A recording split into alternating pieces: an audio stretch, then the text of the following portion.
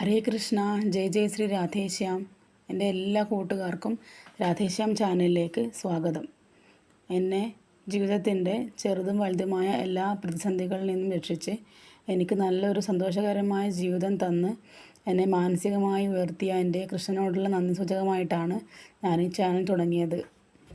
കൃഷ്ണനോടുള്ള ഭക്തി കൊണ്ട് ഞാൻ അനുഭവിക്കുന്ന സന്തോഷം എല്ലാവരും അനുഭവിക്കണമെന്ന് ശ്രീല പ്രഭുപാദ്ജി ആഗ്രഹിച്ച പോലെ ഞാനും ആഗ്രഹിക്കുന്നു.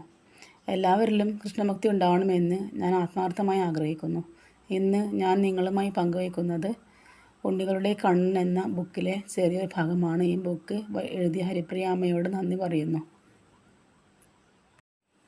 ഗുരുവായൂരപ്പ, ഒരു യോഗിയുടെ ദൃഷ്ടിയിൽ എത്ര ഉയർന്നതാണ് മുക്തി. പരമപുരുഷാർത്ഥമായ ആ മുക്തിക്ക് അവിടുത്തെ ഈ വൃന്ദാവനത്തിൽ വിലയിടുന്നിരിക്കുകയാണ്. അവിടുത്തെ കൊല്ലാൻ വന്ന പൂതന ശിശുവായ അവിടുത്തെ വായിൽ വിഷമാണ് ചുരത്തി തന്നത്. അവിടുന്ന് അവളെ അമ്മയെപ്പോലെ കരുതി കാരുണ്യം കൊണ്ടവൾക്ക് മുക്തി കൊടുത്തു. ചുരുക്കി പറഞ്ഞാൽ ഇവിടെ അവിടുത്തെ കൊല്ലാൻ വരുന്ന അസുരാദികൾക്ക് ലോകകാരണവരായ അവിടുത്തേക്ക് കൊടുക്കാനുള്ള ഓണപ്പുടവയാണ് മുക്തി എന്ന് വന്നു. മുക്തി കൊടുത്ത് അവരുടെ ശല്യം ഒഴിവാക്കുകയാണ് അവിടുന്ന് ചെയ്യുന്നത്. എന്തിനു വേണ്ടി എന്നാണെങ്കിൽ ഈ നന്ദഗോപാദി ഭക്തന്മാരുമൊത്ത് ആനന്ദിക്കാൻ വേണ്ടി. അപ്പോൾ മുക്തിയേക്കാൾ എത്ര ഉയരത്തിലാണ് ഭക്തി.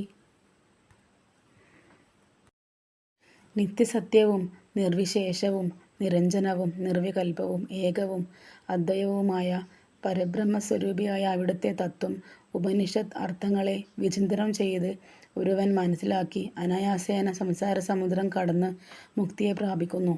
പക്ഷേ അവിടുത്തെ കാരുണ്യം അഥവാ ശ്രീകൃഷ്ണ ഭക്തിയില്ലാതെ ആർക്കും ഒരിക്കലും അവിടുത്തെക്കുറിച്ചൊന്നും അറിയാൻ കഴിയില്ല എന്നുള്ളതും പ്രസ്താവ്യമാണ്. ഈ ഭക്തിയേക്കാൾ വലിയ സിദ്ധിയില്ല. ഈ ശ്രീകൃഷ്ണ ഭക്തി ഉണ്ടാകും വരെയേ മനുഷ്യന് ഗൃഹം കാരാഗൃഹമായും ബന്ധുക്കൾ ശത്രുക്കളായും മനുഷ്യജീവിതം ദുസ്സഹമായും തോന്നുകയുള്ളൂ. ഭക്തി ഉണ്ടായാലോ കാരാഗൃഹം കൂടി വൈകുണ്ഠമായി മാറും. അഷ്ടമിരോഹിണി നാളിൽ ബാലവിഷ്ണു രൂപത്തിൽ മഥുരയിലെ കാരാഗൃഹത്തിൽ അവതരിച്ച് അവിടുന്നത് ദേവകി വസുദേവന്മാർക്ക് അനുഭവമാക്കി കൊടുത്തു.